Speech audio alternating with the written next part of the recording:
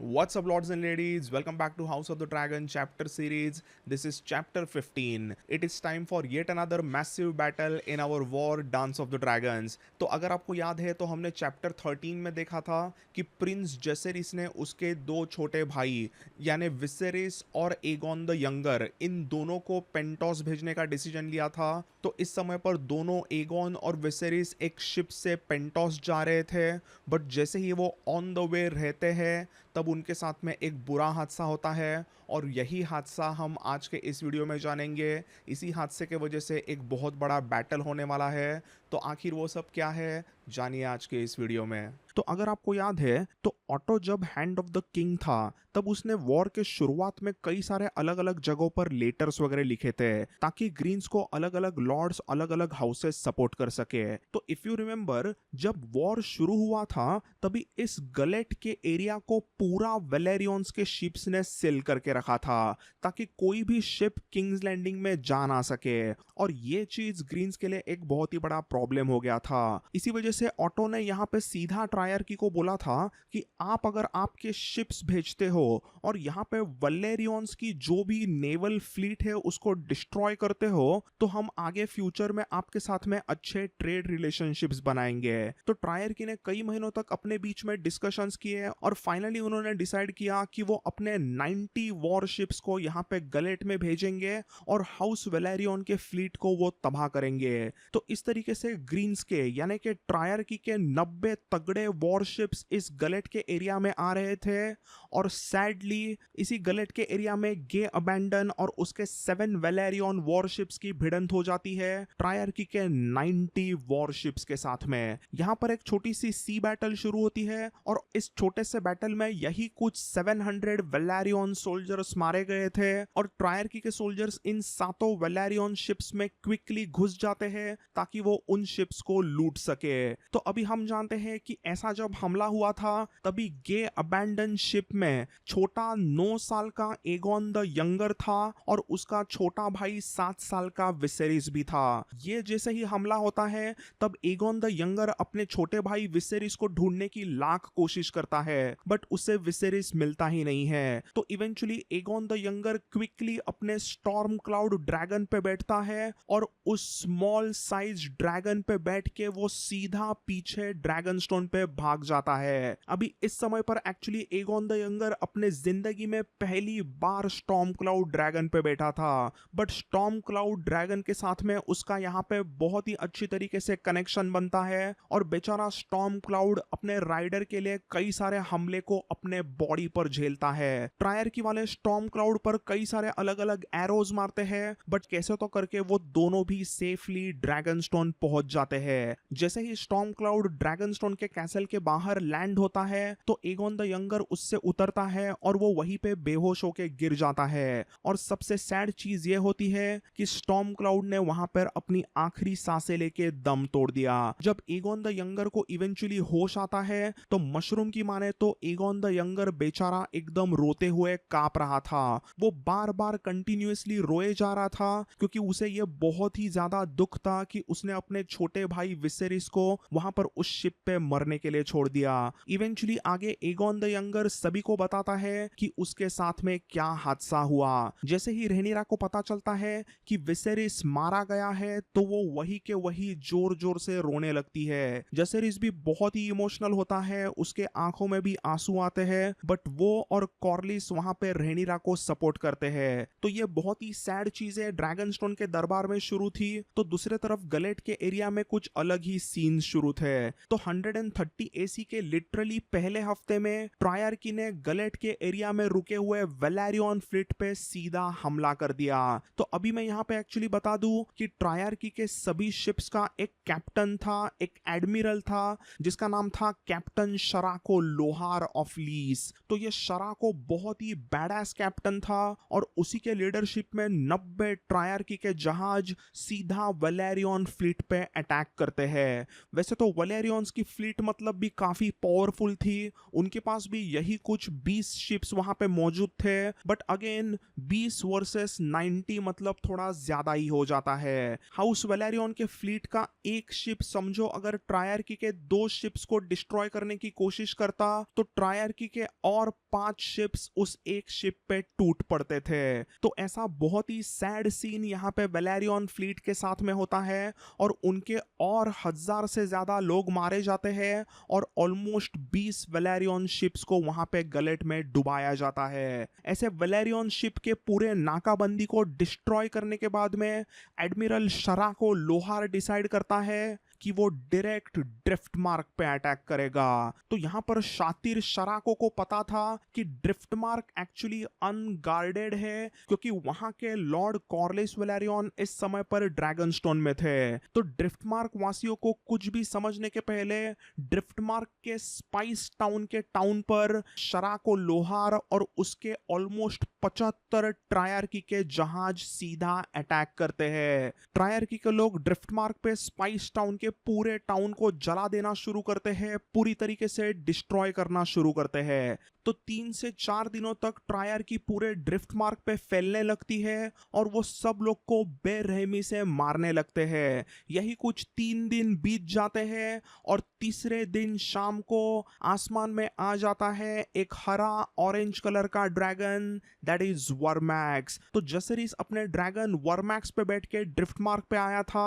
ताकि वो drift mark के सभी लोगों को बचा सके और ट्रायर्की को डिस्ट्रॉय कर सके। वर्मैक्स पहले तो कई सारे अलग अलग जहाजों को डिस्ट्रॉय करने लगता है, ट्रायर्की को तबाह करने लगता है, बट उसने एक बात को नजरअंदाज कर दिया कि ट्रायर्की के सोल्जर्स ड्रैगन्स के खिलाफ लड़ने के लिए काफी एक्सपीरियंस थे। तो अगर आपको याद है तो इसी ट्रायर्की के आर्मी के कुछ लोगों ने पहले डेमोन के करैक्सस और लेनोर के सी स्मोक को भी फेस किया था।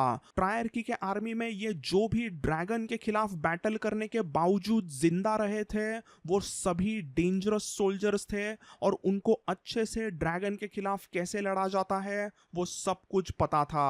तो ट्रायर्की को ड्रैगन्स आएंगे ये सब कुछ अच्छे से पहले से ही पता था और इसीलिए उन्होंने ड्रैगन फायर रेजिस्टेंट शील्ड्स वगैरह बनाई थी जिसके ऊपर अगर ड्रैगन फायर फेंकता है तो उन्हें कुछ ज्यादा होता भी नहीं है। सो वर्मैक्स वैसे तबाही शुरू तो करता है बट वर्मैक्स एकदम आसानी से यहाँ पे ट्रायर्की को मार नहीं गिराता।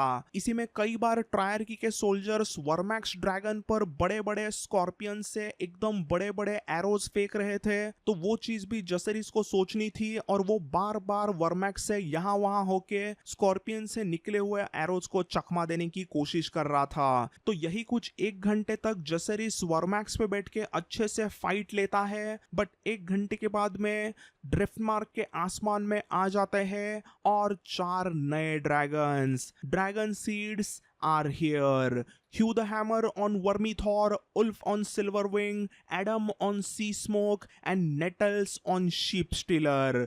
5 अलग अलग ड्रैगन्स के वजह से बस 1 घंटे में ब्लैक्स ये वॉर एकदम आसानी से जीतने लगते हैं बट इसी में एक बहुत ही बड़ा हादसा हुआ।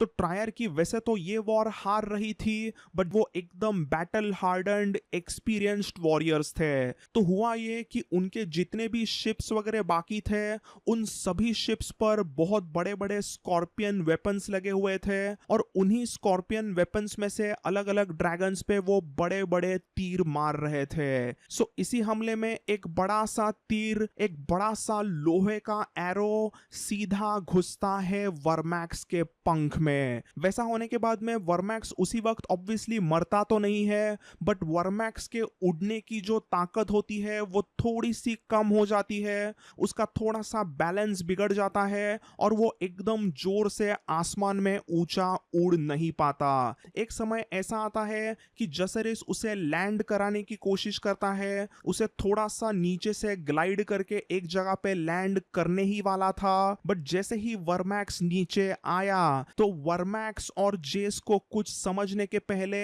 मायरिश सेलर्स ने उनके बड़े जाल में वर्मैक्स को पकड़ लिया। एक वेब में जैसे मछली को पकड़ा जाता है वैसे ही इस वर्मैक्स ड्रैगन को ये मायरिश सेलर्स पकड़ते हैं और जैसे ही उनके जाल में वर्मैक्स ड्रैगन फंसा तो उसी वक्त कॉर्पियन वेपन्स में से वर्मैक्स पर एरोज की बारिश की जाती है। वर्मैक्स ड्रैगन बेचारा उस जाल में वहां पे तड़पता है, बट उसे कोई भी वहां पर छुड़ाने के पहले, वहां पर वर्मैक्स को कोई भी बचाने के पहले उसकी वहां पे दर्दनाक मौत होती है। तो वर्मैक्स पे एरोज की बारिश करके उसका कचुम्बर किया जाता है, उसे बहुत ही बुरी मौत मिलती है, बट एक्चुअली जसेरिस उस समय पर बचा रहता है। तो जैसे ही वर्मैक्स उस जाल में पकड़ा जाता है तो जसेरिस वर्मैक्स ड्रैगन में से पानी में गिर गया था। एक्चुअली ये चीज हमें नेटल्स के पॉइंट ऑफ व्यू से समझती है। तो नेटल्स के मुताबिक उसने जसेरिस को पानी में जिंदा देखा था और वर्मैक्स जस्ट मरने के कगार पे आया था। तभी जसेरिस पे कुछ दो शिप्स के सेलर्स एरोज मारने लगते हैं। तो मरते मरते वर्मैक्स उन सभी सेलर्स पे आंख फेंकता है और अपने राइडर जसेरिस को कुछ टाइम के लिए बचाता है और फिर उसके बाद ही वो अपना दम तोड़ता है। तो इस समय पर नेटल्स के शीप स्टीलर पे भी हमला होता है, उसके ऊपर भी कई सारे एरोज फेंके जाते हैं स्कॉर्पियन से। तो नेटल्स उन सभी एरोज को चकमा देके इवेंचुअली वापस नीचे पानी में छलांग लगा के जसेरिस को बचाने वाली थी और उसको लेके वो शिप स्टीलर से भागने वाली थी। ऐसा उसका प्लान था, बट ऐसा प्लान वो एग्जीक्यूट करने के पहले ही कुछ और ट्रायर्की के सोल्जर्स की जसेरिस पे नजर गिरती है। जैसे उसका ड्रैगन वर्मैक्स एरोज के बौछार के वजह से मारा गया और पानी में डूब गया, एग्जैक्टली वैसे ही जसेरिस के ऊपर भी एरोज की बारिश होती है और वो भी वहां पर गलेट के पानी में ही दफनाया गया। जैसे ही जसेरिस की मौत होती है तो एडम वेलेरियन वहां पर आसमान में सभी ड्रैगन्स का एक तरीके से लीडर बन जाता है और उसी के लीडरशिप में ड्रिफ्टमार्क के आजू बाजू में जितने भी ट्रायर्की के जहाज वगैरह रहते हैं उन सभी को जलाया जाता है और ट्रायर्की के सभी लोगों को बहुत ही बुरी तरीके से मारा जाता है। तो ये बहुत ही भयानक बैटल ड्रिफ्टमार्क और ज्यादातर गलेट के एरिया में होती है और आज तक ये battle of Gullet bloodiest sea battle in Westeros history कहा जाता है। इस भयानक बैटल ऑफ गलेट में मोर देन 1 लाख सेलर्स मारे गए थे, 62 ट्रायर्की के शिप्स को जलाया गया और डुबाया गया था। तो 5 ड्रैगन्स और वेलेरियंस के फ्लीट ने यहाँ पे बहुत ही बुरी तरीके से ट्रायर्की को डैमेज तो किया था,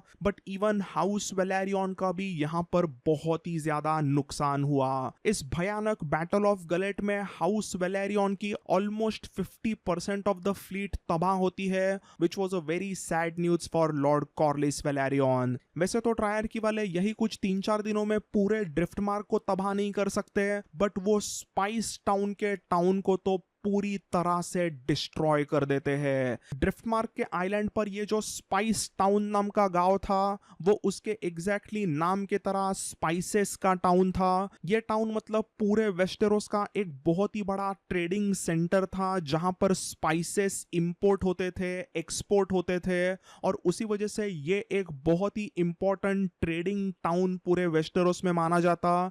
तो ये टाउन ट्रायर की पूरी तरह से डिस्ट्रॉय कर देती है। इस टाउन में ऑलमोस्ट 3000 से ज्यादा लोगों को मारा जाता है और ये टाउन हाउस वेलेरियन ने वापस कभी भी बिल्ड नहीं किया।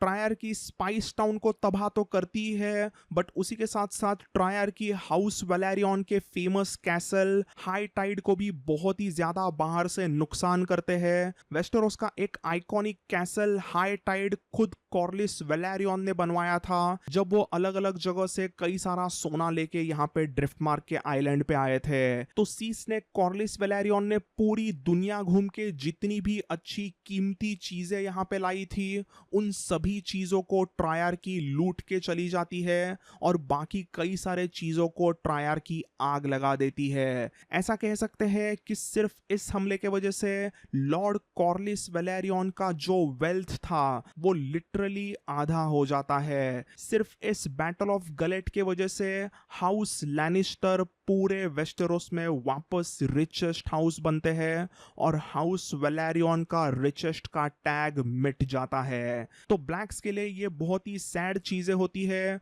बट ऑब्वियसली सबसे बड़ी ट्रेजेडी ब्लैक्स के लिए रही थी जसेरिस वेलेरियन की मौत। जैसे ही ब्लैक्स के क्वीन रेनिरा को पता चलता है कि जसेरिस भी मारा गया है, तो वो वापस एकदम शॉक्ड होती है कि 5-5 ड्रैगन्स होने के बावजूद उसका ही बेटा कैसे मारा गया। इवेंचुअली सी स्नेक कॉर्लिस वेलेरियन ही कैसे तो करके दरबार को चलाते हैं और उस मीटिंग में वो नोटिस करते हैं कि उल्फ द व्हाइट बेवड़ा बहुत ही ज्यादा खुश हो रहा था।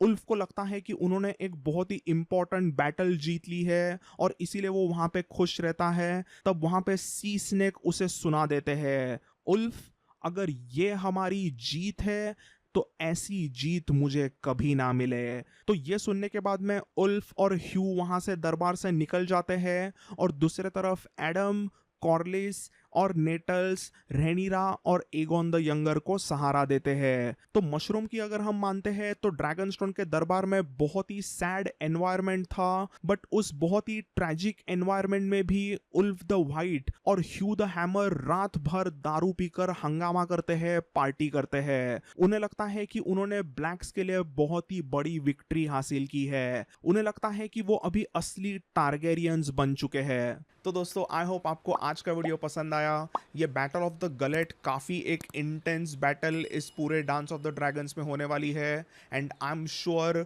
कि हम जब इस बैटल को हाउस ऑफ द ड्रैगन के सेकंड सीजन में वगैरह देखेंगे तभी अपने को उसमें काफ़ी मज़ा आएगा, क्योंकि एक ही टाइम पे 5-5 ड्रैगन्स हमें इस बैटल में देखने मिलेंगे। तो इस बैटल को हाउस ऑफ द ड्रैगन के सेकंड सीजन में देखने के लिए आप मेरे तरह ही एक्साइटेड हो या नहीं, वो let me know in the comments. तो बस आज के वीडियो में बस इतना ही। अभी ऐसी ही वीडियो के साथ में मैं मिलूंगा नेक्स्ट चैप्टर में। अंटिल देन, चाओ।